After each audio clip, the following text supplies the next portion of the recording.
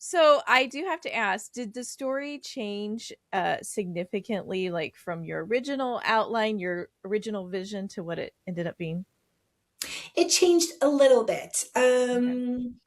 I knew that I wanted Amy to be somebody who did not want to go. Like her dad's eccentric, he's a scholar. Her sister is a scholar. Her little sister is a painter, and they're all so passionate and swept up. And Amy is the practical one. Um, and she just wants to be a homemaker, does not want to leave England, does not want to go on this grand tour. And so it's a second chance romance, and she was in love with somebody local named James, and they had a falling out, and he left. She never saw him again. That was 6 years ago.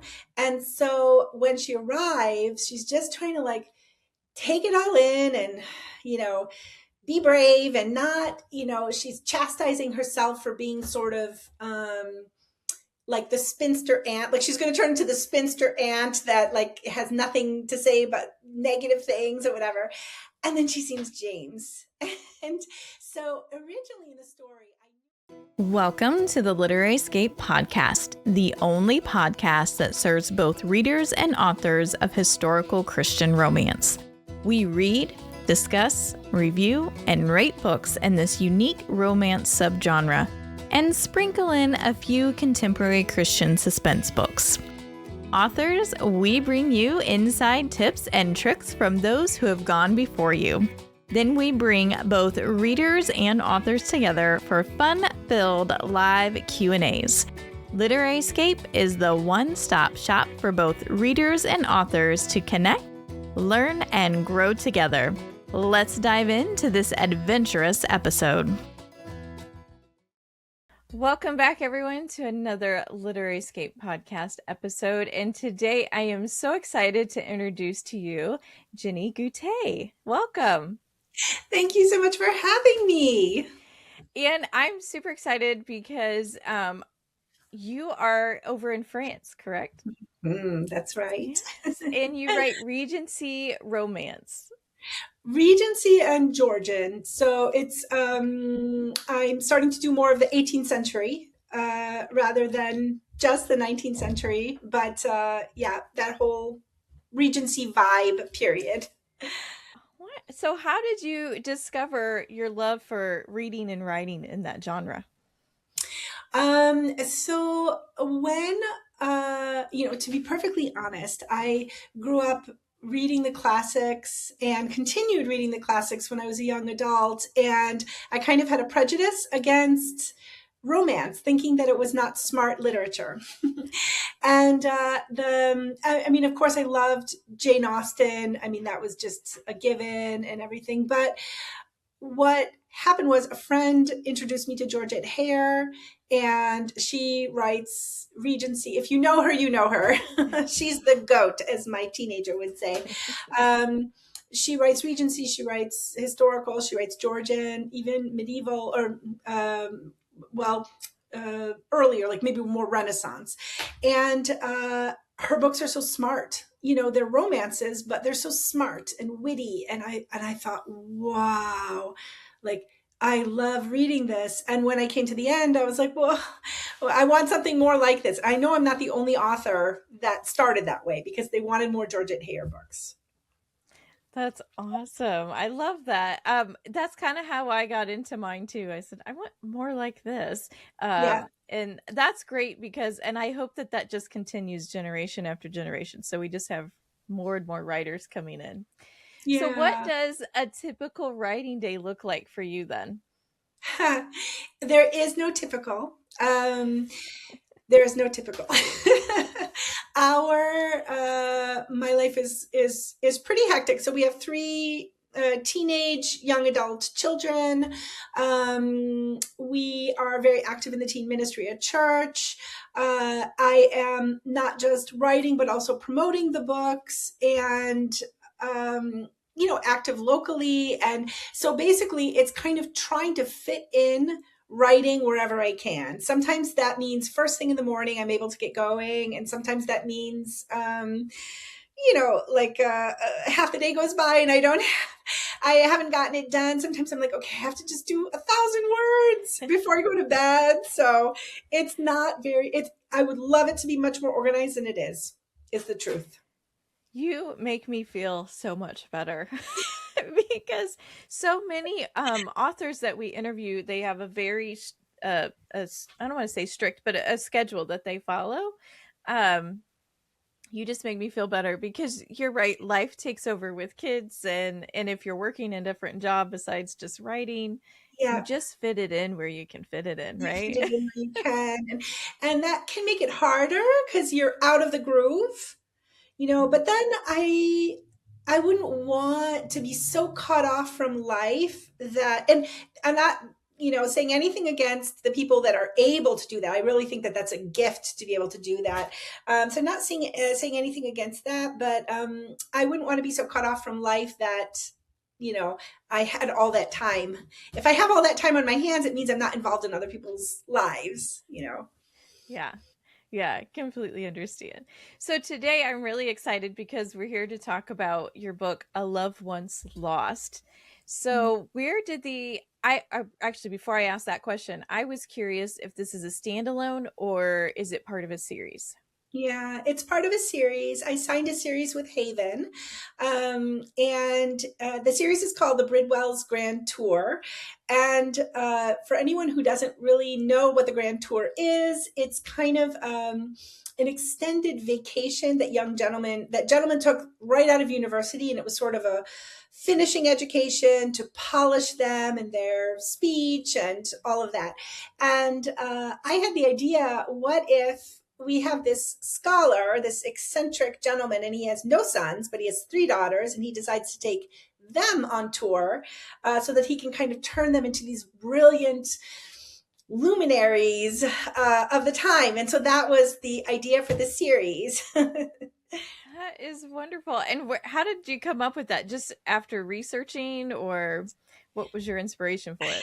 Well, I think liked the idea of doing a book about the Grand Tour. Now, obviously, that's not something we write about much in the Regency era because Napoleon, I mean, we were at war, like England and France were at war. So there were no people coming over to the continent to explore it. So it was something that happened in the 17th century, 18th century, took a break for the Napoleon era, moved on into the Victorian era, but sort of changed with the advent of travel, trains, and things like that. It became less of a prestigious thing and it became more of a kind of like upper middle class. It was not just nobility or the bourgeois that did this. So what was your question? It was like how I came up with the idea. Yes, Well, yes. I knew that when I was discussing with Haven about the series, I knew that there were enough Regency authors, and I had already written a book set on the continent in the 18th century. And so that's what I decided to do for the Bridwell's Grand Tour. It does not take place in England, and it does not take place in the Regency era. So that kind of makes it different. Yeah, interesting. So you may have touched on this a little bit, but I was just curious if any real people, I know obviously places and events inspired it, but any real people mixed in there or no? Yeah, okay. So there are two modern people. There was the tour guide Gaeton, and he was quirky and funny, and he was good at what he did, and he showed us everywhere. And then he also put us in touch with a woman named Annette, and she runs the Museum for Laundry. So they teach about old methods for cleaning and how they did it and everything from the era. And so she also explained a lot, not just about laundry, but just about the history of spa. And so I put both of them as characters in my book. So those are modern examples. But as old examples, I used, Madame Necker. She and her husband are French, and they were part of the Enlightenment. They were kind of mixed between, nobility, bourgeois, and the revolution. They escaped the revolution, but they were kind of like in between the two. They were there during that period. There was a Russian princess that I vaguely used as an example. And then the places obviously were all very real from the era, even though only one of them is still standing. Oh, wow. Mhm. Wow. That's awesome. I'm now curious. I've This is not typically the genre that we read in, but I was on your website looking through things, and Mhm. now just chatting with you a little bit, I'm kind of excited to get my hands on your book and Oh, try thank it out. you. So, Thank you. Thank you. yeah. So, I do have to ask, did the story change significantly, like from your original outline, your original vision to what it ended up being? It changed a little bit. Okay. I knew that I wanted Amy to be somebody who did not want to go. Like her dad's eccentric, he's a scholar. Her sister is a scholar. Her little sister is a painter, and they're all so passionate and swept up. And Amy is the practical one. And she just wants to be a homemaker, does not want to leave England, does not want to go on this grand tour. And so it's a second chance romance, and she was in love with somebody local named James, and they had a falling out, and he left. She never saw him again. That was 6 years ago. And so when she arrives, she's just trying to like take it all in and, you know, be brave and not, she's chastising herself for being sort of like the spinster aunt. Like she's going to turn into the spinster aunt that like has nothing to say but negative things or whatever. And then she sees James. And so originally in the story, I knew that I was going to have him engaged to someone else, but I thought about making it so that he was truly in love with this other woman, but still set back by seeing Amy, and that she seemed like a nice person, but that little by little, all the cracks would appear, and you would see, wow, she's really not a good person and really not good for him. I wasn't able to do that. I just realized that no, he needs to be doing it more for mercenary reasons and have second thoughts right from the beginning. So that was something that changed from my initial vision. Oh, neat. It is interesting how it evolves as you write too. Yeah. Yeah, that's awesome. So, were there any scenes then or characters that you had to cut that maybe you wish you could have had stay in? Let me think. Um, No, I mean, there were scenes because I had changed that. I wanted it to be more like where, like, she thought she was developing a friendship with the fiance, only to find out that the fiance was terrible later on. But so there were scenes related to that, but I didn't really have to cut much else, and I Okay. didn't have to cut characters. That's wonderful. Yeah. Because it's always hard to do that, I think, to Yes. cut the characters and scenes.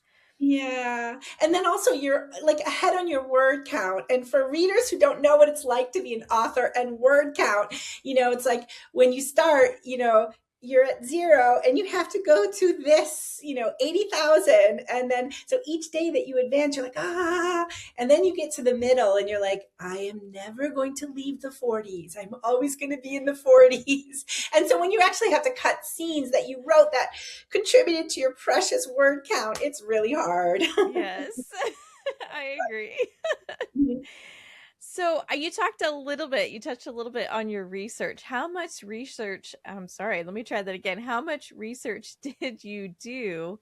And were your primary resources the people that you already talked about that you went physically to the places to speak with Mhm. them? I read a lot, and a lot of my research was from books. So some of the books I got there, the local bookshops. I picked up a couple of pamphlet books in the museum there, and the museum was also a source of education for me. The Office of Tourism, but a lot of it was research on Spa itself, research on the grand tour or on the tour of the different sources around Europe. There was also more research to be done on the clothing, because even though I'd written one book in the era before, I still feel like I always need to improve. So yeah, but I spent a lot of time reading stories of the era, and I really wanted to fit everything in. But I'm like, I'm not writing a nonfiction historical book. This is a romance, and so Jenny, you cannot use that. Oh, I love it. So, what was the most fascinating historical detail you came across while researching? Well, there was, so they have this monastery. I don't know if this was the most fascinating. There were so many interesting things. Okay, here's something I used in the book. I'll tell you. I didn't cut it, but it's when they first started trying baths, like bathing in the mineral water. It was done in like kind of a waterfall, but it was like partway down the city. There was a hotel, and you would like sit in the water there, and but sometimes the marchand, how do you say that, the merchants were like cleaning intestines, pig intestines and vegetables, and so they're sitting in the water, and this tripe, floats by, and carrot peelings and things like that. So I actually used that. I was just like, that's too funny not to use. But there was one scene that I thought was interesting, and I kind of wanted to put it in, but I didn't. There was a very strange statue, and they had the garden. It was the monastery, the Capuchin monastery, and there was a statue of Jesus, and they had the water coming out of the holes in his hands and his feet. But there was enough like, that's weird, that they eventually got rid of it. So it was in place when my story was set, but I think it was removed the year after. So that was just kind of an interesting historical thing that I would like to have used, but it just didn't fit. So Yeah. Oh, that is very interesting. yeah. Oh my goodness. So I know this is not a Christian romance. This is just Mhm. clean romance. But what Yes. do you Well, let's start with this question. I know Mhm. you are a believer, and that is a Mhm. that is your true identity, right? You've Yeah. expressed that before. So, what Mhm. made you kind of go into writing clean romance rather than inspirational romance? Yeah. So, I grew up going to church. It was something that our family did, but I wouldn't say that there was a lot of, it didn't really impact our lives necessarily outside of Sunday. So I was kind of a Sunday Christian, and I definitely had my own things that I wanted to do. I wanted to travel the world. I wanted to be sophisticated, and I did not want to kind of identify with the humbler aspect of being a Christian. So that was something that I just didn't connect to at all. But during that period, and so what eventually happened is that I went through a period of grief and difficulty, and that kind of brought about my faith. And God had mercy on me, and I was able to find him, like truly find him. But growing up, even if I wasn't necessarily somebody who identified as a Christian in the deeper sense, when I would read books that were not overt but had these noble underlines throughout the book, it inspired me. I wanted to, like, it inspired me to crave something more noble. I think if it had been directly about faith, maybe I would have, kind of pushed back a little bit. But the fact that it was all of the noble elements of God without necessarily, kind of like the book of Esther, without really mentioning God, but you have all of the nobility of it, then, it inspired me. And so I wanted to write books for people like me. I love it. And I love it. also Christians like it too. I mean, it does have, Yes. it's not like a Christian can't, but I wanted to Mhm. also include people that necessarily are not ready to go full on, but who are craving that sort of comfort of all of the wonderful qualities that God is. Yes, I love that. It's almost like a bridge into that Yeah. inspirational. Yes, I love Yeah. it. So what do you hope then that your readers might walk away with spiritually from your books? Mm. Um, Maybe to feel that they are seen, and yeah, that they're seen, that there is a greater plan, that they're loved, that there's hope. I think that's a big one, that there's hope, because a lot of times we can go through life and hope seems very dim. Whether we have a naturally depressive tendency or a naturally optimistic tendency, sometimes life can feel very dim. Hope can feel very dim. And I just wanted to shine it bright and say, no, no, it's not dim, it's there and within Yes. reach. Yes, I love that. Love it. So I do have to ask, when you think about your characters, which one in this book is your favorite? Ah, favorite. Okay, that's not fair. But well, the one I identified the most with, I would have to say, is probably Hannah. She's the second sister. She's a middle child. I'm a middle child. She is trying to please her dad. She's trying to be a scholar like him. She's trying to be recognized for her intellect and all of these other characters. Like, I'm definitely not like Amy, the homemaker that wants to stay home. I had a lot of fun writing her because I felt like I could identify with that kind of person. And I'm not the more flighty artist, like fun, playful, but not very responsible little sister. I'm like Hannah. I'm the one that, wants to be respected for who she is. Yes. Oh, and her story coming in book 2 of the series? Yes, I'm writing it Okay. right now, and her story is set in Paris. So that's easy for me. I just have to like hop on a train and go visit the places I want to visit. And it's the life of a blue stocking. And for anybody who doesn't really know what that is, it refers to women from the era who are interested in scholarly things, enlightenment, literature, philosophy, but it's sort of a derogatory term because it was not considered very feminine to be like that. So she is a blue stocking. She wants to be accepted in the literary salons in Paris. And of course, the perfect guy for her is the exact opposite. He is a like flippant party boy, French, you know. So it's a lot of fun. I'm writing that one right now. That one does sound like fun. I can see a lot of clashing in there. Definitely between those two characters. Love it. Did your main characters do anything that surprised you while you were writing? Or do you feel like you really plan it out? I'm not a great planner. I have some vague ideas. I guess what if there was anything, it would be that Amy was finally able to stand up to her dad. I mean, it's not like her dad was a tyrant.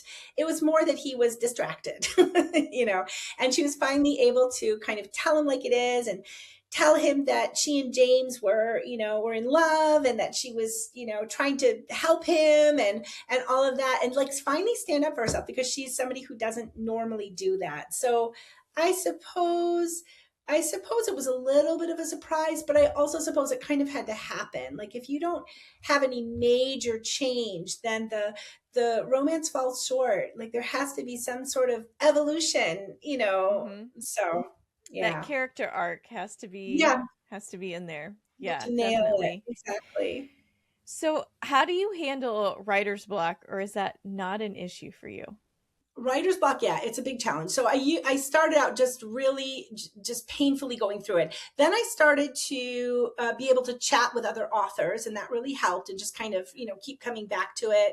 I paid for a development edit. I've done that for a few times lately. I don't get me wrong, I'm very careful with artificial intelligence, but when I don't use it to write, I don't use it to edit, but when I am really stuck and I need to advance, I'll use it to jog ideas, and so, but a lot of times writer's block is simply like, Jenny, you have no choice. You have to write 2,000 words today. And so sit down, put 30 seconds on, put your headphones, write for 30 minutes, sorry, write for 30 minutes, and then you do it again and you get your word count in. It's just more like, so, and then Yeah, push it.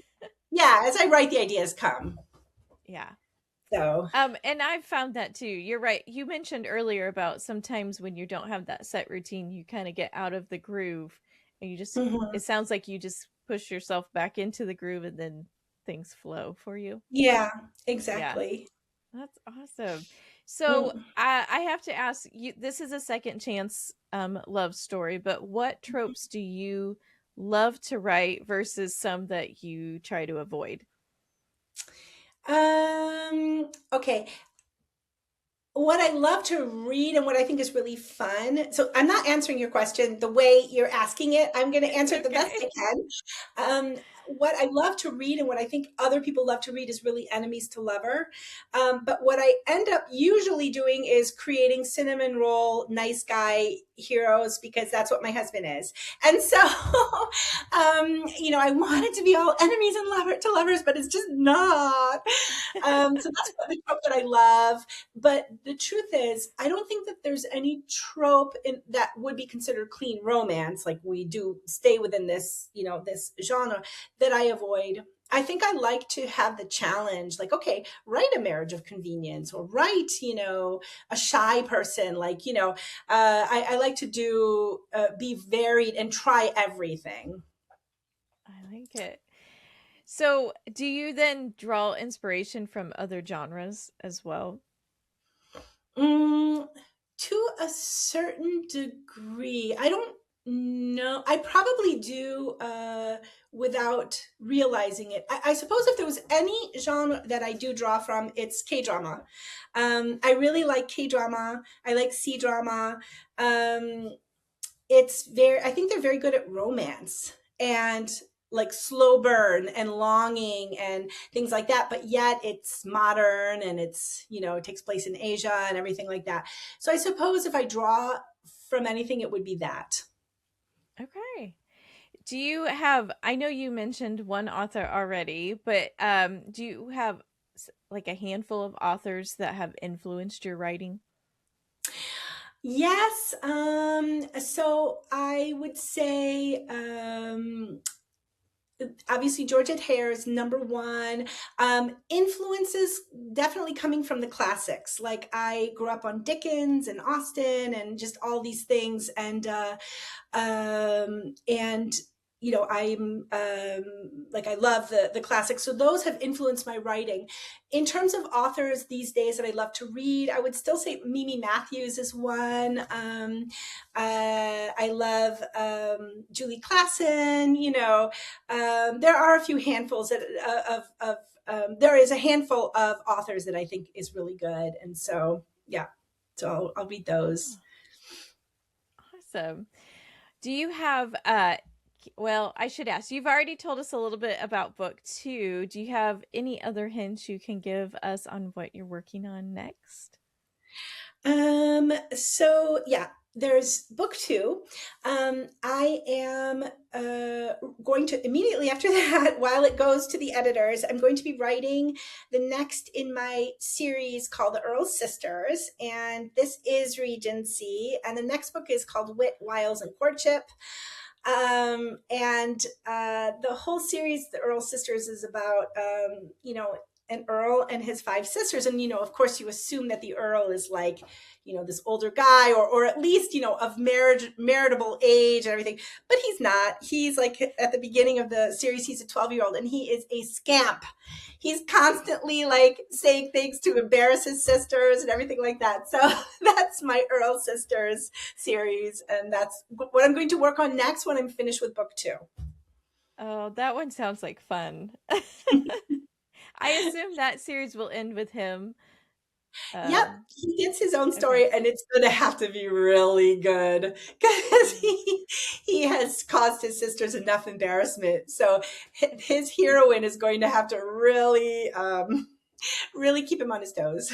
yes. Oh, I love it. It sounds great. All right. Are you ready to do a little short rapid fire section? Sure. Okay. So, what songs would be on this book's soundtrack? A lot of classical, have to say. My dad was a classical musician, so classical, but if there was one modern, I would say the song Jealous, and the author, or the artist is Labyrinth. He's a British artist, and it's a really good a really good song for it. Oh, wonderful. And do you do coffee or tea while writing? Coffee for sure. Are you a plotter or a pantser? I would love to be a plotter, but I am a pantser. That is I'm a okay. pantser with a plotter personality, and I'm a coffee drinker with a tea drinker personality. I love it. I love it. And are you a morning writer or a night owl? Morning. I will write at night if I have to, but I feel so much better when I do it first thing in the morning. And what's always on your desk while you write? My to-do list, colored pens, and a big thing of water. Oh, okay.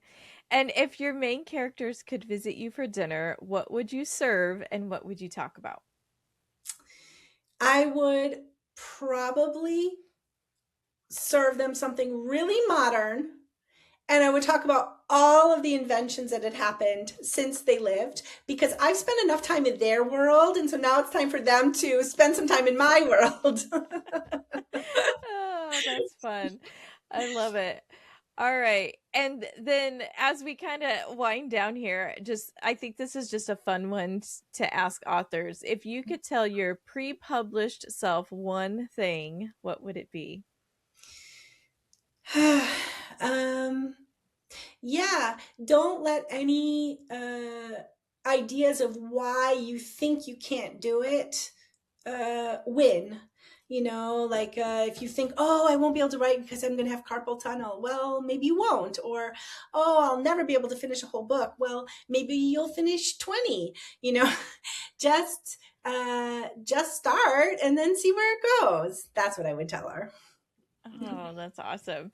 And where can our readers connect with you and find your books? Okay. My books are everywhere. So you can find me on YouTube with my name, Jennie Goutet. And I do talk, but I also have all of my books, the audiobooks on YouTube that you can listen to for free with ads. You can find me on Instagram, Jennie Goutet. You can find me on Facebook, or on my newsletter, my website. It's all Jennie Goutet. It doesn't change. It's very easy to find. I love it. You know what? That is very smart to keep it all the same. So it's not Mm-hmm. hard to find you. Yeah. Is there anything else that you would like to share with our listeners that maybe we didn't get to touch on today? Maybe just, yeah, like I think for me, I've had kind of a varied life. I've lived in Asia, I've lived in Africa, I now live in France. I lived in New York City, and so I think a lot of that comes into my writing, just this connection with other cultures and varied, and so I wanted to say that, that's something interesting about me. And then also to any aspiring writers, it doesn't matter if you don't visit other countries, but the more experience you have and the more varied your life, the more it's easy to draw on inspiration. I love that. That is wonderful. Well, thank you so much, Jennie, for joining us. I really, truly enjoyed connecting with you and meeting you today.